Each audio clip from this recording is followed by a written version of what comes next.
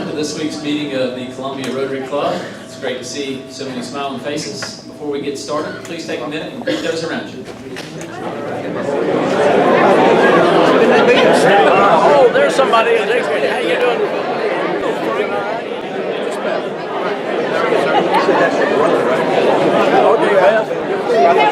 Oh boy, get a hug. Hey, oh, and I thought I was the only one. Right here at the same time. Nice to have you. Right on now, have your attention. We're going to start with the Pledge of Allegiance. The flag's this way. Jim's going to lead us. I pledge allegiance to the flag of the United States of America and to the republic for which it stands, one nation, under God, indivisible, with liberty and justice for all. Thank you, Jim. Regina Brown will lead us in the invocation. Good afternoon. How's everybody doing? Great. Good. Let us pray. As Rotarians, help us always to be patient and kind. Help us not to be boastful, envious, or proud. Protect us from being rude, self-seeking, or easily angered. Teach us not to keep record of wrongs or to delight in evil, but show us the benefits in dealing in the truth. Inspire us to spread peace, hope, and perseverance in helping mankind in our community and throughout the world. Father, in a world where many are lonely, we thank you for friendship and community. In a world where many are despairing, we thank you for hope. In a world that many find meaningless, we thank you for faith. In a world where many are hungry, we thank you for food. Amen. Amen. You may be seated, sir. All right, to welcome visiting Rotarians and guests, Mariva Harris is on her way to the podium. I'll remind you all, we're going to have a cart announcement later in the meeting, but be prepared to give generously to CART today. We'll have more information to follow on that. But Mariva Harris, to welcome everyone. Hello, everyone. Welcome to Rotary today. As beautiful as the weather is, you could have chosen to be elsewhere, but you are here, and we are happy that all of you are here. We have one visiting Rotarian, Ray Carsey from the Main Street Rotary Club. Ray, welcome. Are there any other guests or visitors? There we go.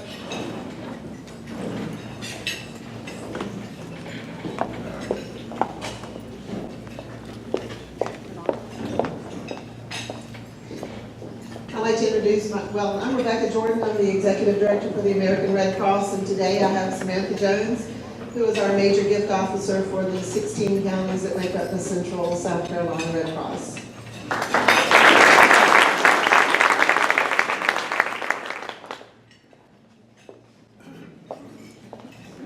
Again, welcome to Rotary, and I hope you enjoy your meal. Thanks. Thank you, Mariva. Now I'll call forward Catherine Davis. Catherine has this week's Health and Happiness Report. Good afternoon. Good afternoon. Okay, where are all the USC fans, basketball fans? Just give them a huge round of applause. Make them call the NIT instead of the NCAA. I don't understand it, and I thought I did, so I just thought I'd kick it off with that. But I think they deserve that round of applause you just gave them. We'll look forward to a very successful next year. I'd like to mention a bit of sad news. Many of you probably know a fellow Rotarian, not of this club, but Marshall Kibler of Wilson Kibler. He recently passed, and the service, or actually the what's it called? The visitation, thank you so much, Mason, who gave me this. The visitation, I'm in the business, God, used to be, can't you tell? Anyway, Wednesday is the visitation from 4 to 6 p.m. at their home, and the funeral is at 11 a.m. Thursday. And all other details and arrangements can be found at Shives Funeral Home online. So we extend our condolences to the Kibler family. Also, Robin Gorman is here today. Wherever she is, stand up. She's now legal. Her birthday is today. She's 21.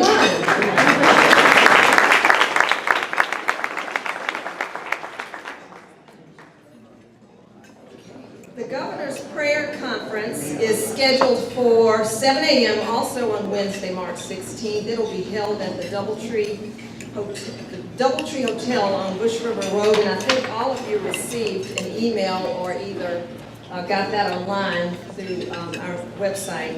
Former Governor David Beasley will be the speaker, and Governor Nikki Haley will also bring remarks at that event. So if you're interested in participating, attending, or getting additional information, please contact Bob Crutchfield, Glenn Ward, or Hal Stevens. The tables are $240, or tickets are $30 each. One final announcement is, well, that's not the final one. I have another event that's actually the Army Ball. How many of you usually participate in the Army Ball? Show by hands if you participate in the Army Ball. Okay, well, I'll bypass that announcement. You can get it online. I think it'll be, Carrie will forward and push it out to you on the our website. But basically, the 2016 Army Ball presented by AUSA, the Palmetto chapter, will be held real soon here. I think it's actually June 18th, 2016, and it will be held at the Metropolitan Convention Center. And the 2016 Army Ball will serve as the official kickoff for the celebration of Fort Jackson's also 100th anniversary. So make plans to attend. That message is from Bill Dukes.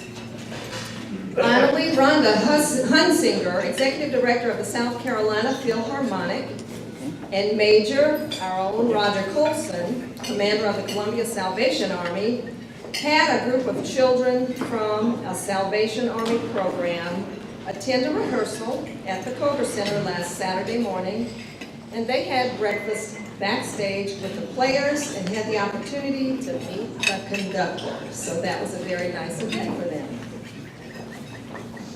Okay. Moving right along, I have, yesterday was Sunday, so, I always get some good jokes that I might want to share one or two with you. But I heard about this pastor, and he was raising money for a new sanctuary. He told his congregation one Sunday morning, if anyone was willing to give $1,000, they could select the next 3 hymns. In church, a little old lady in the back said, Pastor, I'll do it. He was so excited at her commitment. And he said, well, thank you, ma'am. Now go ahead and pick out the next 3 hymns. She stood up and looked out over the congregation, and she said, I'll take him, and him. That was my best. All right. You're laughing, Miss Jerry. I heard about this husband and wife. Doesn't sound familiar to me, but anyway, there's this husband and wife that had been arguing all on and off all day. Finally, they decided to give each other the silent treatment. The man had to catch an early flight the next morning and needed to be awakened at 5 a.m. Not wanting to break the silence, the man wrote a note and said, please wake me up at 5 a.m. in the morning. And he placed it on the night table beside his wife's. The next morning, he woke up at 8. Oh my gosh, he missed his flight. He was so upset. He went in to ask her why she didn't wake him up. When he then noticed a sheet of paper on his side of the bed, And he opened it up, and it said, "Get up, it's 5 o'clock." I hope you all have a great week. We look forward to hearing you speak to this information. Great job, Catherine. One more announcement. I'm going to call forward Amy Beth Franks from the 5 Points Association to talk about St. Patrick's Day just this weekend, and she's got a lot to share with us. So Amy Beth. Thank you. As you all can imagine, this week is a little for me because in 5 days we will be hosting the 34th annual St. Pat's in 5 Points. So I just wanted to take a second to remind you all of the economic impact that St. Pat's has on our community. We have a $6 million economic impact on our community that you all will see this weekend. Thank you. That is shoppers in stores, heads in beds in our local hotels, and people dining in our restaurants all over the city in Lexington and Irmo. And I just wanted to thank you all for being such great partners. Hal Stevenson, my mentor and friend, Colonel Jack Van Loan, Libby Gover, our very own, is going to be a kudzu queen in this year's festival, John Hardee, and I hope that you all can join us, and the club's been given some tickets to do a giveaway, so if anyone has any questions about the festival, let me know, and I hope to see you this weekend. Thanks. And I do have tickets right here. I have 4 tickets to give away, but it comes with a cart donation. So come see me afterwards. They're $20 a piece, so $80 value, and come see me after today's meeting, and we'll talk. All right, Rusty DePass is going to, past president Rusty DePass is going to handle a new member induction for us today. We're excited to have 4 new folks being inducted. Yes, we don't get to see them.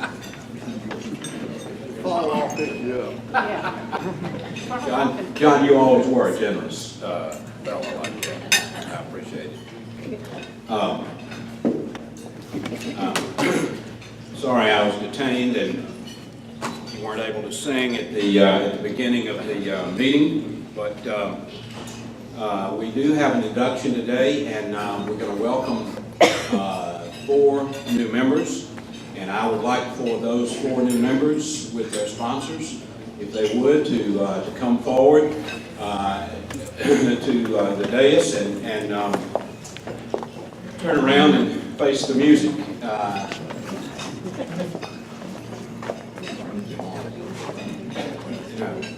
Well, no.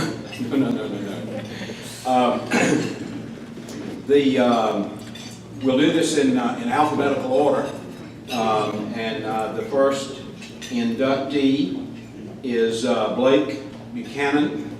If you would step forward a pace or 2. Blake is married to Ashley. They live on Copperfield Court in Columbia. He is the Director of Corporate Partnerships for the Columbia Fireflies. One of these days I want you to tell me why anybody would want to be called the Fireflies, but that's for another time. He has previous service with the Vista Knights Club here in Columbia. He is a graduate of Clemson University and Georgia Southern University, where he obtained a master's degree in sports and entertainment management. He's from Hartsville, let's see, his hobbies are music, concerts, reading, and all things Clemson, so he's a believer. He and his wife have 4 children, Ashley, Connor, Olivia, and Ellie, and his sponsor is Hal Stevenson. But to dress the place up a little bit today, Aubrey Brown is standing in for Hal Stevenson. Welcome, Blake, to the Columbia Rotary Club.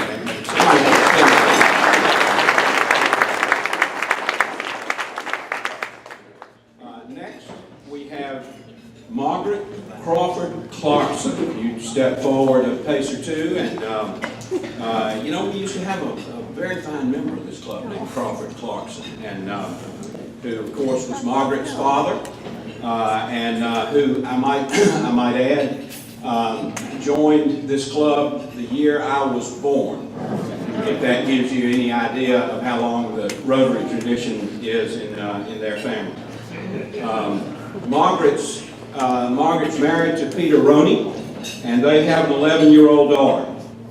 Live on Chicora Street, and the name of her company is Creating a Trail, that is linking the Riverwalk, USC, Historic Columbia, Main Street, the Vista. She was born in Columbia, graduate of USC, member of Trinity Cathedral, and likes to sail and do gardening work. Bless your heart. She has no Rotary, previous Rotary experience. Her classification is marketing consulting, and believe it or not, her sponsor is none other than her brother, Andrew Clarkson.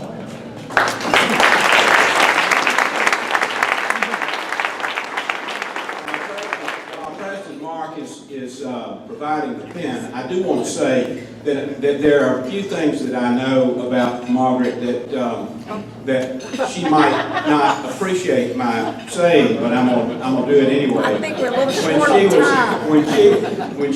Her senior year at AC Florida High School, not only was she Miss Falcon, but she drove a school bus, and which probably made her somewhat unusual. Welcome. The third inductee is Darren Goode. Darren, if you would step forward. Darren and his wife Janie live on Wood Bay Court in Lexington. They have, looks like 4 children. Get them all. Excuse me? Get them all. Okay, well, I mean, they're written, there's so many of them that they're written down the side of the page here. But Lauren, Abigail, Jake, and Hannah is the oldest, is a freshman at Charleston Southern University.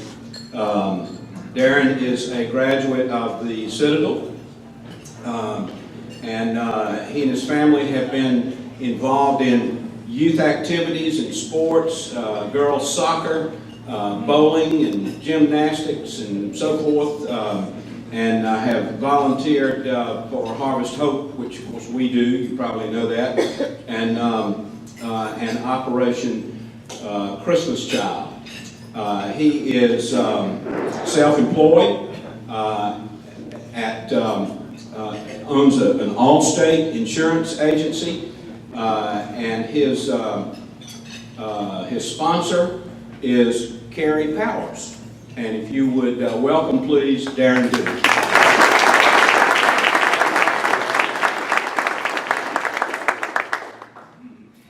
And last but certainly not least, Mark Lett comes back to us. Mark is a former member of this club, and he is joining again. Mark is the executive editor of the state media company. And I want to tell you, I want to read this to you because this is important.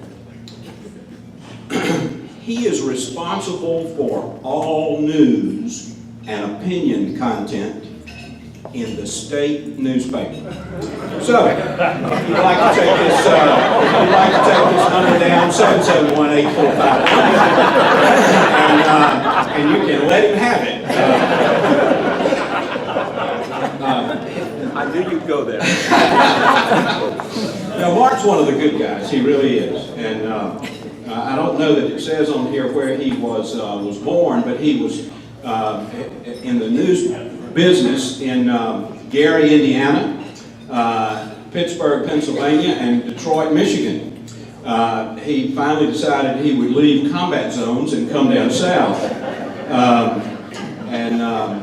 He especially enjoys playing tennis, and his instructor is his son Brent, who plays on the Clemson varsity.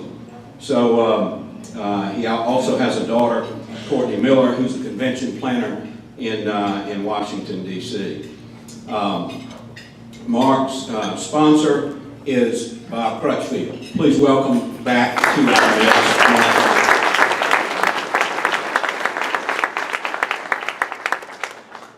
And if you would now turn and face me, and we will give you a brief word of welcome, additional word of welcome. The Columbia Rotary Club is about to be 100 years old, so we think you're joining up with a pretty good tradition. You can't last 100 years if you're not doing something right, and we would encourage each and every one of you to get involved, to be involved in the projects that the club is involved with, the Scholarship Fund, the Rotary Foundation, the Harvest Hope, the CART efforts, and so forth and so on. But it's not all about money. We do the Habitat for Humanity and other projects as well, and we encourage you to be involved in those also. Sit at different tables, get to know the people in the club.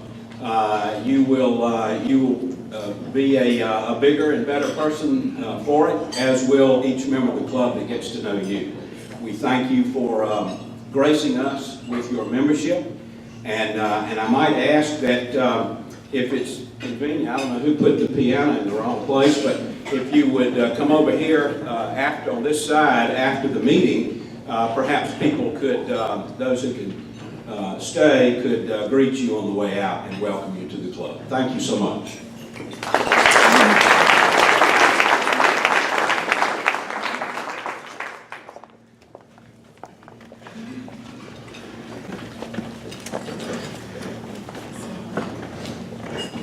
Okay, welcome to the new members. We're excited to have you. Frank Brown is going to come forward. We have an announcement, a special announcement, and a special person with us today. So Frank's going to introduce Taylor. Thank you, President Mark. We've already had 2 or 3 mentions about Alzheimer's today, the CART buckets. We all know how important the CART fund is among Rotarians. And we all know from past announcements and discussions that we have a host of people in this particular club who are affected in one way or another by that particular disease. It's my pleasure today to introduce another person who deals with Alzheimer's, who works in that area. And it's a special pleasure, not just because Alzheimer's is significant for us personally and for us as a club, but I've known our speaker indirectly for many, many years. She must have been a really tiny youngster because she's the niece of one of my colleagues at the office, Kathy Harsey. And so I've been able to follow her over the years and hear these stories about Taylor and her successes here and there. She's an outstanding young lady. She's now had 12 years experience in the not-for-profit world. She's a graduate of the Darla School of Business, and we know you've got to be good to come from that particular program. And she is the Director of Communications for the Alzheimer's Association here in South Carolina. And it's a special pleasure to welcome you today, Taylor Wilson.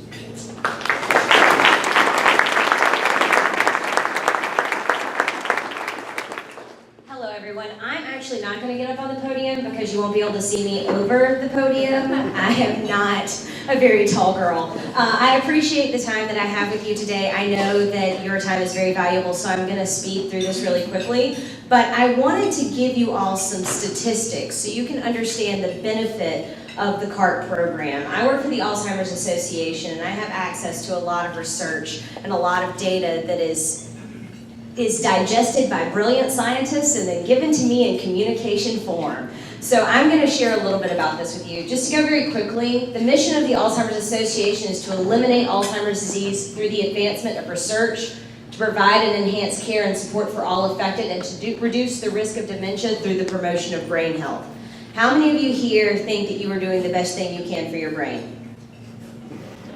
Correct. I also did not think that I was taking care of my brain the best way that I could. So we have educational programs that help you learn how to do really great things for your brain. First thing I recommend, go and pick up some pistachios or almonds on your way back to the office. Put them on your desk as a snack. That's a great way to increase brain health.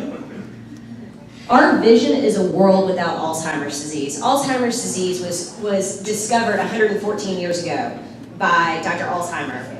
We treat Alzheimer's disease the same way today that we did 114 years ago.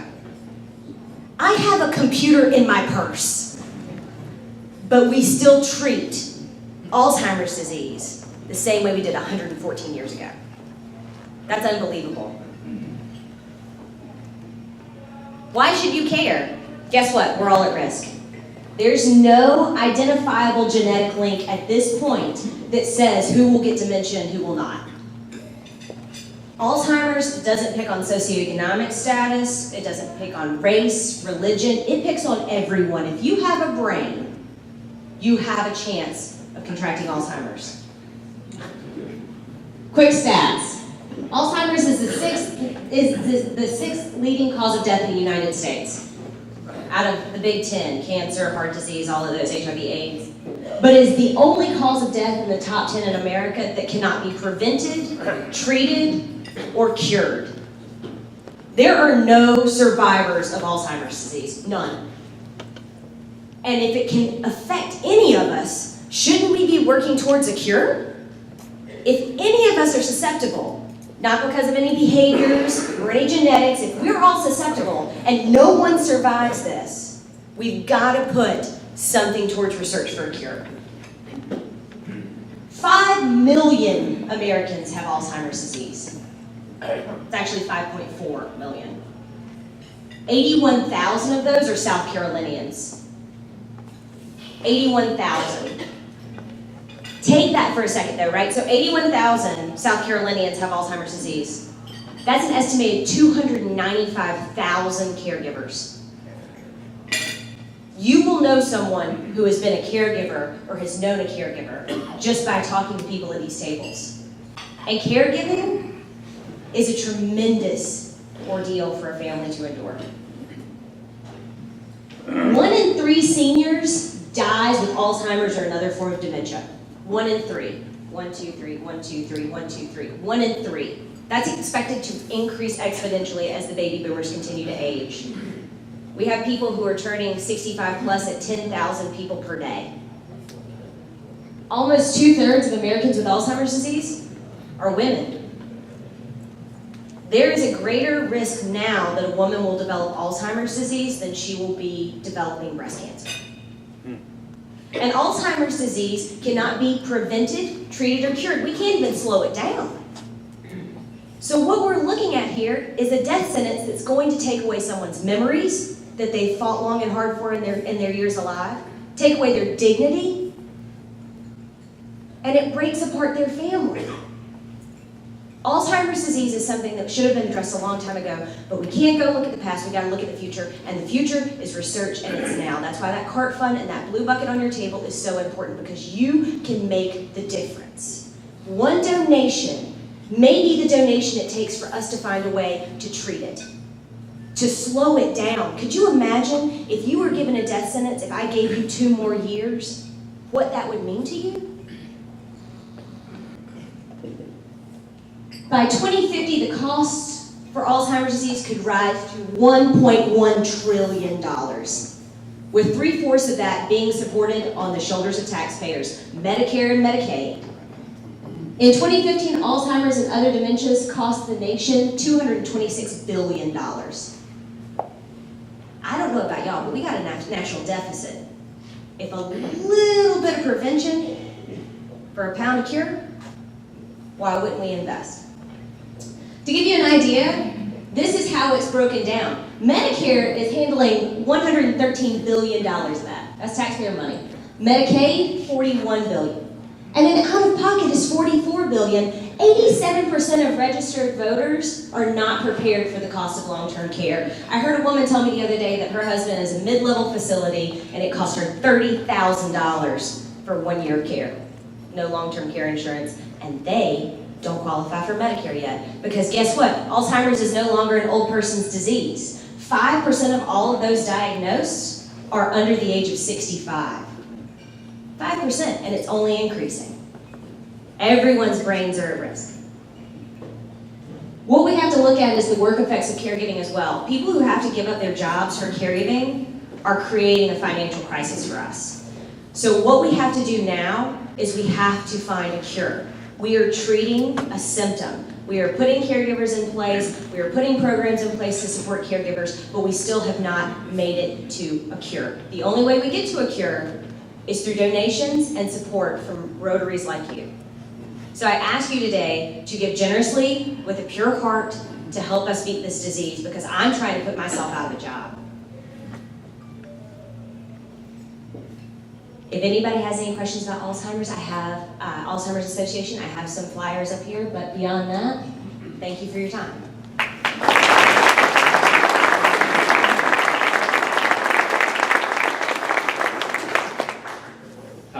Powerful message, Taylor. Thanks for being with us. And thanks to Frank Brown, Jack Sloan, Steve Bryant, other members of the CART committee for your efforts. I do encourage you to give to CART, and do so by putting money into the blue bucket on each table as we do week in, week out. Thanks again, Taylor. We will now introduce the program, and board member Libby Gober will introduce our speaker.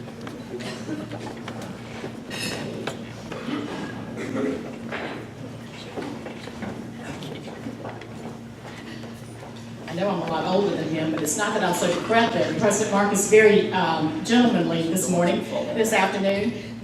For those of you who don't know, the stage is about 2 feet away from the wall, and usually it's against the wall, so as clumsy as I am, I think he was afraid I would fall off. So, and also I do want to take one extra moment to tell you all, I want to apologize in advance for any embarrassment that I may cause the club this weekend. And thank you, Amy Beth, for mentioning the fact that I will be a kudzu queen.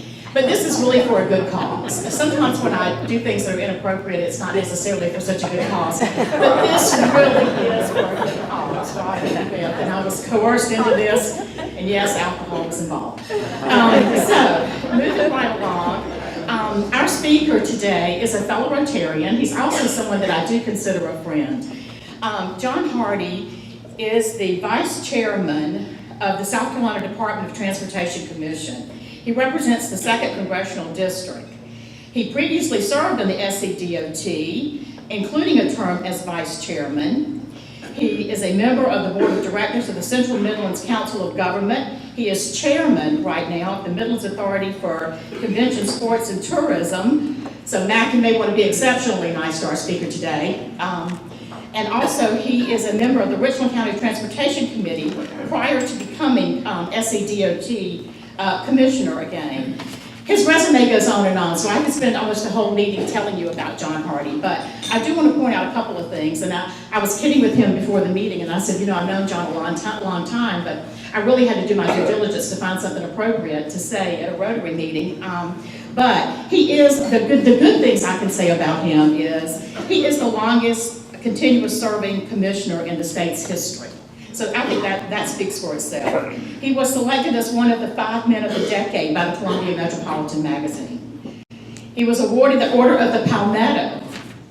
He serves on many boards and commissions. There's a whole list, and I will not go over all of those. But Roger, you will appreciate that he has served on the Salvation Army Board of Directors. He is a member of the 5 Points Rotary Club.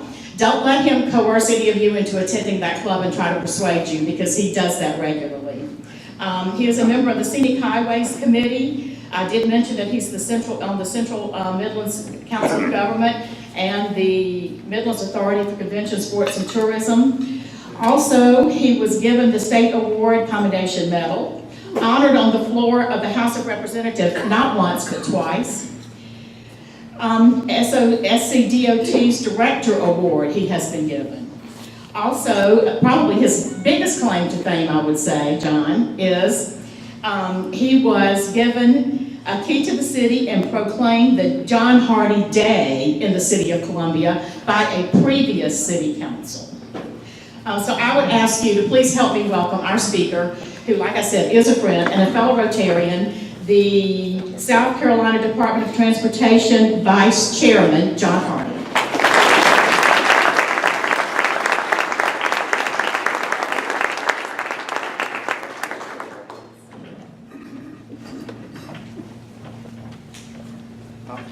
appreciate the introduction, Liddy, and I'm gonna, hopefully I can get it where it will move.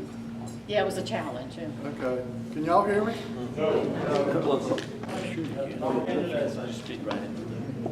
Can you hear me now? You may have turned it on. Oh, I may have screwed it up. You broke it, Libby. Probably. Probably bought on a Thank you, low-cost Chief. deal. Can you hear me now? Yes, sir. It works better. I'm not gonna touch it again. I appreciate the invitation today. Libby thinks I'm gonna talk about transportation, but I'm really not. I won an election on Friday, and really my purpose in coming here today was I need to raise $50 because I got elected to be a leprechaun in the St. Patrick's Day Parade by my Rotary Club, and I think I'm going to be looking for a new Rotary Club. So I'm going to ask Leland and Emily to get at the doors when the program's over, and y'all help me raise the $50. My doctor won't let me walk quite that far anymore. I've been in 2 car wrecks. People love my front end and my tail end. I'm glad to see my good friend Jack Von Long here today. Jack and I went to Washington, I don't know what year it was, along with Maricopa and Ann Sinclair. And we got the money to start the 5 Points project that you see now. And that was given to, there was some congressional money. And I think we got an all total of over $10 million to do 5 Points and to turn it what it is. And I'm proud to know Jack Van Loan. He's been a great citizen of this community, and I consider him a great friend.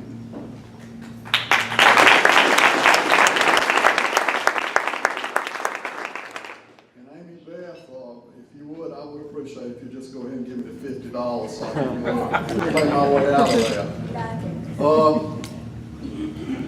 I want to talk to you about something that I'm real passionate about, real serious. I grew up in South Carolina. I grew up in a little town in Horry County called Loris. About 1,200 people when I was growing up, and probably about close to 2,000 now. When I was growing up, my family had the bus station, or one of my father's many adventures. And I could ride the bus from Loris to Tabor City, and then it'd bring us back. And I always remember this sign as you came back into South Carolina. Welcome to South Carolina. See the best state on the best roads. That is no longer the story that we can tell. It now reads, welcome to South Carolina. See the best state on the worst roads. And that responsibility to the funded department rests entirely with the federal government and the General Assembly. The last time the department got any money out of the General Assembly was 1987. We got 3 cents on the gallon, but not all of it went to the department.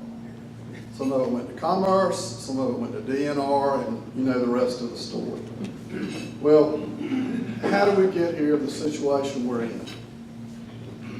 I remember growing up in rural Horry County that the way you made a living back in those days, and I'm not that old, I've just turned 39, you either farmed in the agricultural business, and we were at that time a textile state. I remember when Fritz Hollins was governor, and in my opinion, this is when the revolution here in South Carolina all started, is because it was during his administration that he started promoting tourism as an industry and helping to bring new industry into our state. I remember when Florence got the first DuPont plant. That plant is now gone. They've actually torn the whole thing down. I guess they'll start something over there. But back then, we had no 4-lane highways, 4-lane roads. I remember going to Myrtle Beach, and you went across the drawbridge. The drawbridge is still there, it's no longer in use. They don't even put it down anymore for the train to go across. And the same story was true down at Socastee and up in the Ocean Drive and Little River area. Well, you know what happened since then. South Carolina's grown and grown and grown. The whole time that we've been growing, our infrastructure has remained. Next time I'm gonna bring my own. Our infrastructure and funding it, I'll just take it out. Our infrastructure has basically remained flat in getting monies. Our gas tax is still a little bit over 16 cents a gallon. I was in Washington last month at what we call ASHTO. It's the American Association of State Transportation Officials. Now, I don't know what kind of math they have in Iowa, but here's the math I want to give you. Iowa has 9,000 miles on their state system, their highway system, that they maintain. Their budget is $1 billion a year. There shouldn't be a pothole in the whole state. Our system is over 41,000 miles, and our budget is a little bit over $1.5 billion. Now, I don't know what kind of math we're using, or what kind of math they're using, but something doesn't really add up to me.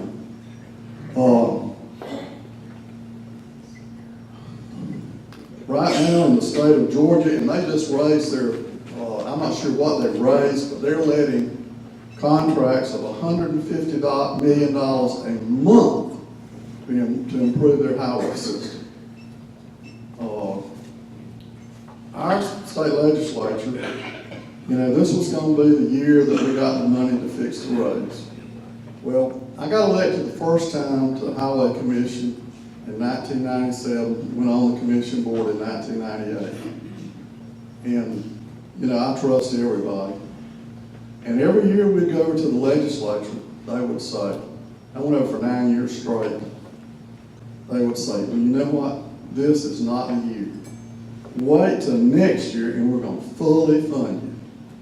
Well, the fully funding has never occurred. I went off the board in 2007. We're still getting the monies back then that we get now. It's 16 cents a gallon.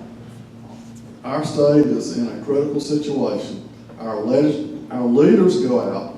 They bring all these industries into the state. We brought in Volvo, Boeing, BMW in the upstate, but the funding has just remained flat. You cannot continue unless you put some money in the system. I don't like taxes at all, but you got to pay if you want to ride on good roads. And I'm not at what they do is up to them. I'm just telling you like I see it. I've got Leland Coleman with me. He is the state highway engineer, or what I used to still call the state highway engineer. He's now the deputy secretary for engineering. I've got Emily Woods with me, and she is a recovery engineer, and Emily has been working on the October floods. Leland was the one who was in charge when we had the occurrence of the floods, and I don't think that any department in this state responded any better than DOT. We were there, we were on the job, and we did the work. And I said, this is going to be the year that we get the money because of the job the DOT did. Well, they forgot about all that. Last week in the Senate, there was a vote just about along party lines. There may be one defection one way or another that would put $400 million into the system to help repair the roads. But here's the kicker. It's non-reoccurring money. So you can't expect the contractors and the engineering firms to gear up to do something on non-reoccurring money. It's just not there. They can't do it. We just got a 5-year federal highway bill. That's the first time we've had one in about 7 years. It's been continued resolutions. But our money here has been basically flat. They're going to show you some slides, and then we get through it. And oh, by the way, they end at 12:30, not like my Rotary Club at 2 o'clock. So, and this clock still says 12:15. so long. It's 115, so long. Leland, if you want to show the slides, and we'll try to answer any questions y'all may have. You want this? Come on up here.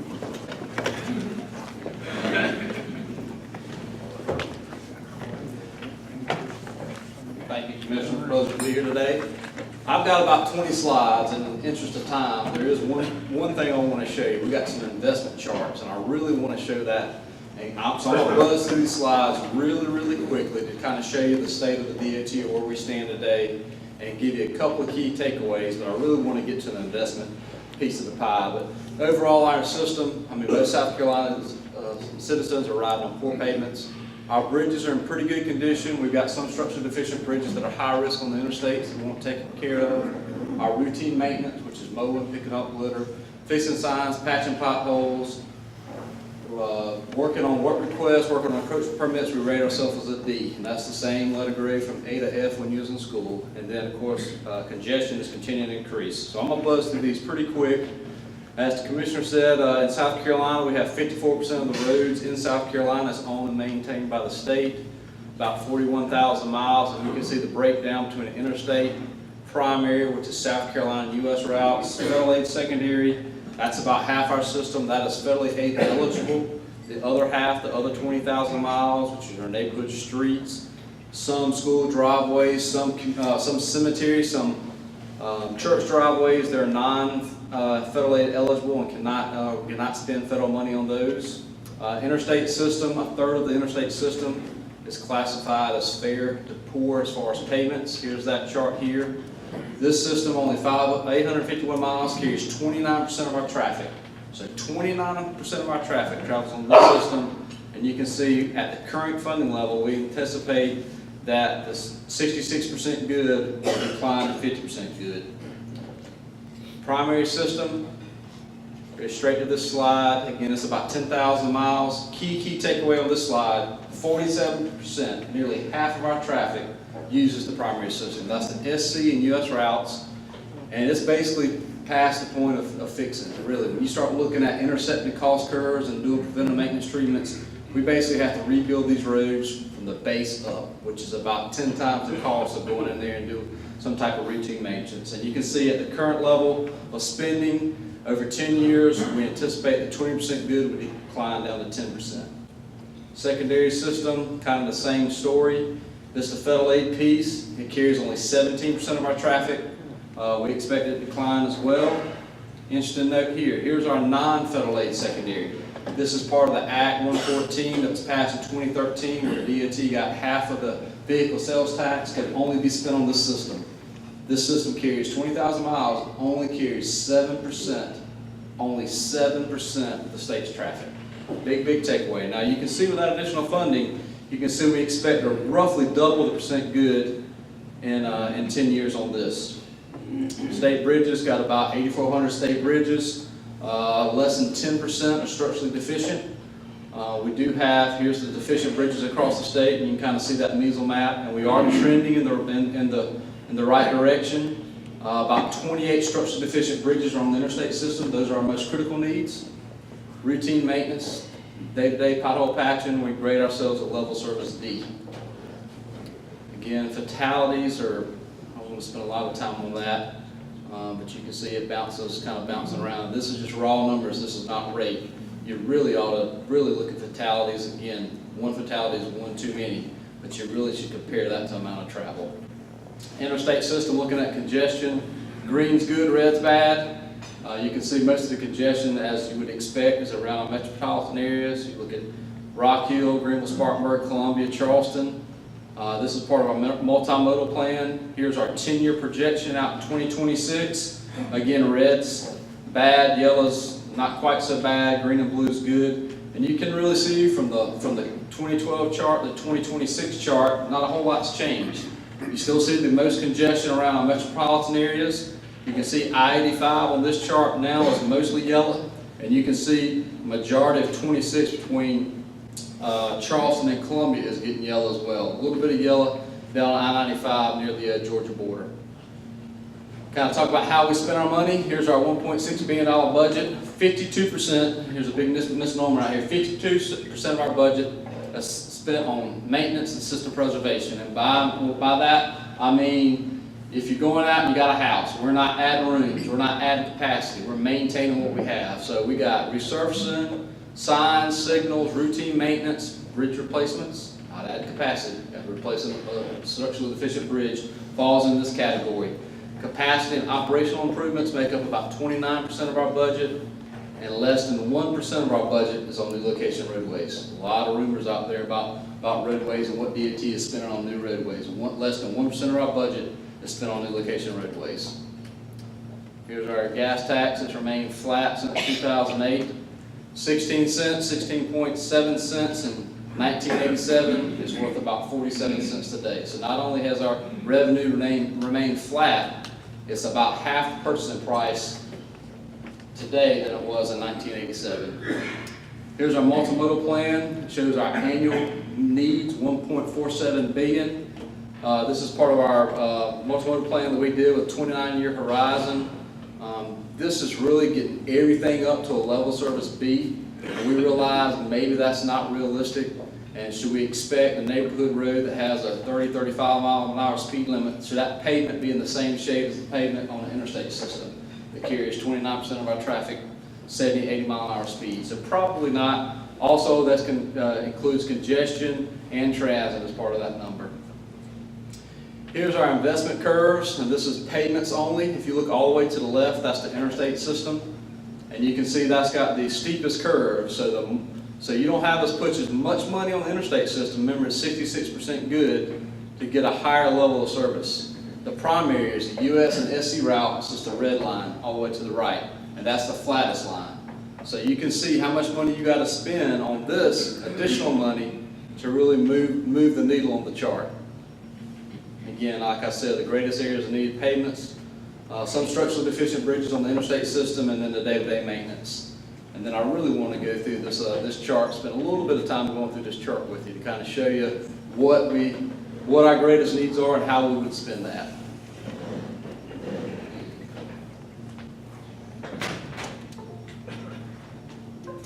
And what we've done, Secretary Hall has gone out and did several investment scenarios of if we got reoccurring funding, how would we spend that? What would we spend that money on? And this is a very tell and tell. Can you zoom in on that? Can you zoom in on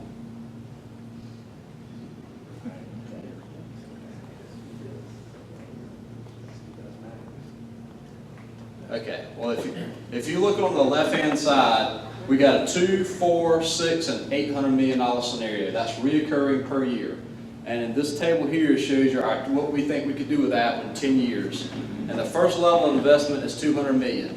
And basically what $200 million do would stop the decay of the system. Basically, you'd stop the decay of the pavements, you'd stop the decay of the bridges, you'd bring the routine maintenance up one letter grade, and spend zero money on congestion. So $200 million per year reoccurring over 10 years stops the decay of the system. No more, no less. You get into $400 million. $400 million a year, you can actually start improving the pavements. Different rates on different systems, and it's kind of hard to see those details here. You can start addressing the bridges. You can start reducing the structurally deficient bridges on the interstates and primaries by 50%. You can achieve a level service C on routine maintenance. Scroll up just a little bit. Sorry, Dave. And then you can start spending $27 million a year on congestion pinch points. But let me tell you, $27 million, when you look at widenings and you look at where those widenings need to occur, we said our metropolitan areas is very, very expensive. So you don't really get a whole lot of money for $27 million. So $200 million stops the decay, $400 million, you start seeing some improvements on bridges and pavements, very, very little towards congestion. Then you move on to the $600 million scenario. Again, you can improve the pavements. You can see 95% good in 10 years on the interstate, 50% good on the primary, 47% of our traffic, 40% good on the federal aid secondary, and we're currently improving the non-federal aid. You can spend out of that $600 million scenario, $174 million a year, will eliminate our structurally deficient bridges on our primaries and interstates. We'll eliminate those in 10 years. We would eliminate all of our load restricted bridges on our secondary system. Again, we'd raise our day-to-day routine maintenance by 1 letter grade, and you have $52 million a year you can start spending on pinch points. Again, $52 million a year does not get you a whole lot when you talk about widening major roadways, certainly widening interstates. So 600, you start maybe getting a little congestion relief out of that, then you go all the way over to the right at $800 million a year. Multimodal plan says we need $1.47 billion, but at $800 million a year, pretty much stay the same on the pavements. The 10-year trend, again, is 50, 50, 40, 30 on the non-federal aid. It'll stay the same on the bridges, eliminate structurally deficient bridges on interstate primaries, all load restricted bridges on the secondaries, raise the level of service for routine maintenance by 1 letter grade, and you start spending $200 million a year on congestion mitigation. And you can see out of that, we expect 70 miles of interstates and 85 miles of primaries of what we could widen with that. So that's the 3 or the 4 scenarios that if anybody's seen any legislative debate, you can see every senator has this chart on their desk. So that just shows you what our needs are, maintaining what we have first, dealing with congestion second. And with that, Commissioner, I'll turn it back over to you, sir. I think the problem is the legislators can't read. And Bernie Mayback, every time I see my good buddy Bernie, he tells me, he said, if my father had got elected governor when he ran, we wouldn't have this problem right now. I know time was about out. We got about 2 minutes. I want to close by saying this. At the rate we are going, everybody knows in here that I-26 needs to be widened. It no longer needs to be widened to 3 lanes. I believe it needs to be widened to 4 lanes. By the time the new port is finished and the big ships are coming in, unless we do something soon, and I mean yesterday, we'll still have 2 lanes coming from Charleston. And that's how bad it is. And I don't care what you do, I don't care what you say, you cut to the chase, somebody's got to come to the table. It's just like I told my son one time, we were at Biltmore House, and we were walking along, he's about 6 years old, and I looked at him and I said, I sure would love to own this place. And he looked at me and he said, Daddy, all you gotta do is write a check.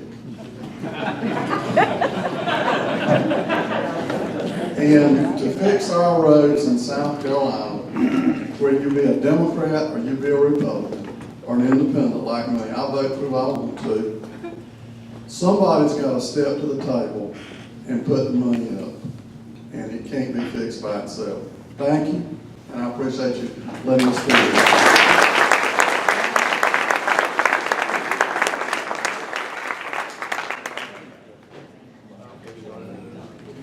And Leland, you and him, don't forget to collect that $50 for me. Thank you, John. Thank you both for being here. We appreciate your time, and thanks for your address to Columbia Rotary. We do have a couple of quick announcements, and I'll call forward President-elect John Bacon as he's making his way up. If you're interested in the tickets to St. Patrick's Day, come see me, please, at the end of the meeting, and I'll turn it over to John briefly. Thank you. I just want to encourage all of you to go by the district conference this weekend. And I first want to apologize to him, encouraging you to go, and I'm not going to be there, but I will be in California for a wedding of my niece, and I'm playing an important role in that wedding, so I can't be here. But the lunch on Friday is paid for by our club. It is our regular meeting for the week. It is a wonderful presentation. A Navy SEAL there, make you feel good about being an American. And then I would also like to suggest to you that maybe some of you attend the meetings, the seminars on Saturday morning from 8:30 to noon. There's no cost to do that. The theme of that presentation is Rotary's Gifts to the World. And what I'm hoping to do next year is get our club involved with Rotary International in terms of utilizing funding that's available through the International Foundation. And I would really love it if you all could learn a little bit about what Rotary International does and what our foundation does for the world. It is incredible. It is absolutely incredible. So if you have time to do that on Saturday morning, I know a lot of you may not want to get out at 8:30 on Saturday, but if you can do that, it would be well worth your time. And please, if you can, sign up. You do have to register to go to the lunch on Friday, but please sign up and do that. And the club is picking up the cost of that lunch. John, can you tell them how to sign up, y'all, because we really should all be there at lunch on Friday. Right. Everybody should be there at 12 o'clock, and the club's paying for it. But how do they make sure, right now we have 8 people's names. The Rotary District website has the registration available on it, and it's Rotary District 70, what is it, Ian, 7770.org? Something like that. Well, if you look up 7770.org, you'll get there. I can't remember whether it's Rotary7770.org, but that's the Rotary District. I'll send it to the whole club. Send the I'll link. send the link to the whole club. And Okay. 2:15 on Saturdays, an nephrology service will be acknowledging the passing of Jim Levinas and another club member whose name slips my head. Right. So thank you for considering that. We'd love to have you. Our club needs to have a good showing. We're the largest club in the district, and we need to be represented at the district conference. And if we that'll take can. place of our meeting next Monday, right? Takes place of our meeting next Monday, the 21st. No meeting. Instead, we'd like you to go to the conference luncheon on Friday. Thank you very much. Thank you, John. Yeah, a lot to look forward to at the district conference. We'll get an email out very soon with a link so you can sign up. I look forward to seeing many of you there on Friday for lunch. Again, no meeting next Monday. For Holy Week, we're going to be off. That's March 21st. So the meeting is this coming Friday to hear the Navy SEAL who's going to be in town. And board, I'll remind the board, we have a meeting right after this club meeting. So don't forget. And also the new members, if you come stand by the exit sign over here as we finish today's program. So with that, we are adjourned.